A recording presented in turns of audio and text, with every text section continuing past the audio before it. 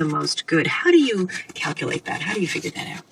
Turns out there's quite a lot of good academic evidence on this by the World Health Organization and a group in America called the Disease Control Priorities Project.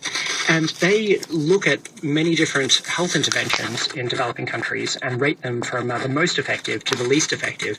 And quite amazingly, they find that the most effective are about 100 times more effective than the middle. So it turns out to be incredibly important as to where you give. You recommend especially giving to 3 health charities that fight malaria and diseases in the tropical world caused by worms. Why health charities in particular? We're focused on health because health has the best evidence for a very high impact.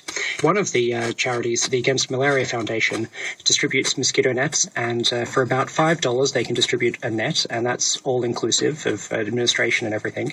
And it turns out overall they save a life for every $2,300 that they receive.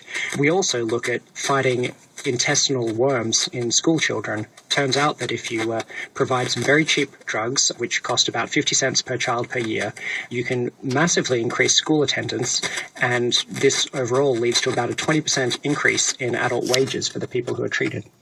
What about the argument, Mr. Ord, that the charity begins at home? I mean, why should I not be just as concerned with taking care of the homeless person I might see on my way to the metro, or buying a meal for a starving family in West Virginia or Mississippi? It turns out that even though the people in these places might have very difficult lives, it's just much harder to help them. It turns out that you can often turn someone's life around in a poor country for maybe $100 or less, whereas it's just impossible to achieve those kinds of results in richer countries. So if we think that people are created equally, then we can just do more to help them if we fund things in developing countries.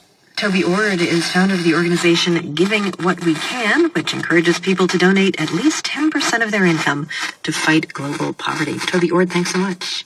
Thanks for having me. This is All Things Considered. I'm not quite sure. I like that scenario. I mean, more people over more developed people.